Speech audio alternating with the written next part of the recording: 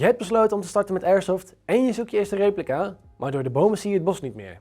Wat is handig en wat niet? Blijf dan vooral kijken. We zien de vraag regelmatig voorbij komen. Wat is de beste keuze om als eerste replica te nemen? Voordat je begint met het doorspitten van onze website, is het handig om te weten wat is. Leuk dat we allemaal termen hebben, maar wat betekenen ze nou? In Airsoft heb je ongeveer 3-4 aandrijfsystemen. ARG, gas of CO2, HPA en een veersysteem. Ik zal je niet vervelen met allerlei technische data, maar in het kort.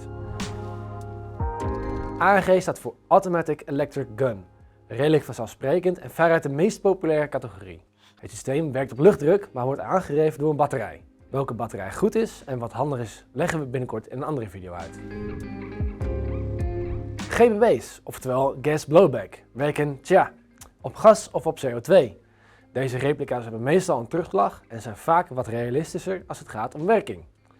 Hier vallen voornamelijk pistolen onder, maar je hebt natuurlijk ook geweren, shotguns en granaatwerpers. HPA betekent High Pressure Air. Dit systeem maakt gebruik van een luchttank, waarin, zoals je misschien kan raden, lucht onder hoge druk staat. De meeste replica's geven geen terugslag, maar staan erom bekend dat ze enorm consistent en robuust zijn. Naast dat je de aandrijfsystemen hebt, heb je ook nog verschillende soorten replica's. Je hebt replica's die volautomatisch kunnen schieten. Dit zijn je M4 of AK's, maar je hebt natuurlijk ook machinegeweren en SMG's. Je hebt ook DMR's. Replica's die harder, verder en accurater schieten, maar dat alleen op semi-automatisch mogen doen. Dan heb je natuurlijk ook nog de sniperklasse. De klasse grendelgeweren die na het schieten doorgeladen moeten worden. Ze schieten nog veel harder en verder dan de replica's die volautomatisch zijn. Elke replica vult ook een rol. M4 zijn aanvalsgeweren en kunnen dus automatisch schieten. Pistolen en SMG's zijn ideaal voor CQB. Met een LMG ben je vaak wat minder mobiel, maar ondersteun je je team door het hoofd van de tegenstander beneden te houden. En als sniper en DMR kun je net die vervelende LMG'en wegschieten. Of ben je verzamelaar en zoek je gewoon een replica die er vet uitziet. Dan is het nu eindelijk tijd om te kijken wat er allemaal rondzweet op bijvoorbeeld onze website.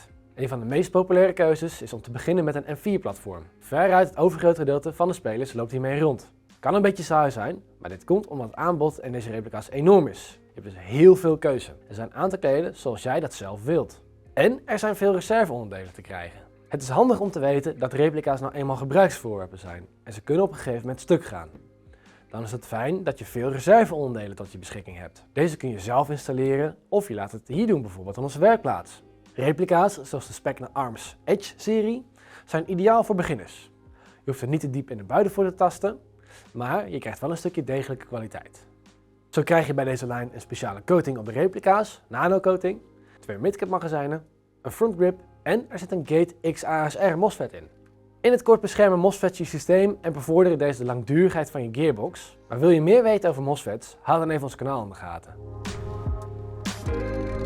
Het kan zo zijn dat als starter een DMR of sniper aantrekkelijk klinkt. We helpen je natuurlijk graag met het vinden van je ideale replica, maar toch raad ik je aan om gewoon lekker te beginnen met een replica zoals de Specna Arms. En ga gewoon lekker spelen. Zo leer je het spel goed kennen en ontdek je vanzelf hoe en wat je moet doen als een sniper of DMR. Ben je echt vastberaden om toch te beginnen met een DMR of een sniper? Maar dan ook rekening mee met dat deze replica's vaak extra upgrades nodig hebben om een rol echt goed te kunnen vervullen. Dit staat in contrast met de meeste andere replica's die je al vaak kan gebruiken vanuit de doos, zoals de Specna Arms. Hetzelfde geldt voor een GBB. De GBB is heel realistisch en dankzij de terugslag is het enorm leuk om hiermee te spelen. Maar hou er wel rekening mee dat als je met de GBB wilt spelen, je ook iets dieper in de buidel moet tasten. Je bent meer afhankelijk van het buitenweer. Bij een koude temperatuur heeft het invloed op je gasdruk, FPS en terugslag. En is het een andere speelstijl. Met CO2 heb je minder last van het weer, maar nog steeds dezelfde speelstijl. Met HPA heb je het voordeel dat je ARG-magazijnen kan gebruiken, dus een hogere magazijncapaciteit. Maar het is wel wat meer aan de prijs. Het is dus een afweging. Je keuze ligt aan wat je wilt spelen. Indoor CQB of Speedsoft. Wil je buiten skirmish op het veld? Doe je een IAPS of wil je gewoon lekker verzamelen? Je moet voor jezelf je budget bepalen, welk systeem je wilt gebruiken en welke rol je wilt vervullen. Er zijn natuurlijk geen do's en don'ts. Het blijft een persoonlijke keuze. Hoeveel geld je bereid bent uit te geven en wat je tof vindt. Je moet vooral doen waar jij je goed bij voelt. Toch kan ik je aanraden om rekening te houden met de dingen die genoemd zijn. Hopelijk heb je nu genoeg informatie om onze website af te struinen en de ideale replica voor jou te vinden. Mocht je toch nog twijfels hebben of heb je vragen, kom dan gerust langs bij Kralen. We helpen je graag met het vinden van een geschikt model. Kun je hem vasthouden en zelfs testen op onze indoor testbaan. Weet jij al wat je eerste replica wordt? Laat ons vooral weten in de comments. En nu je daar toch bent, kun je ons video liken en abonneren op ons kanaal, zodat jij de nieuwste video's niet mist.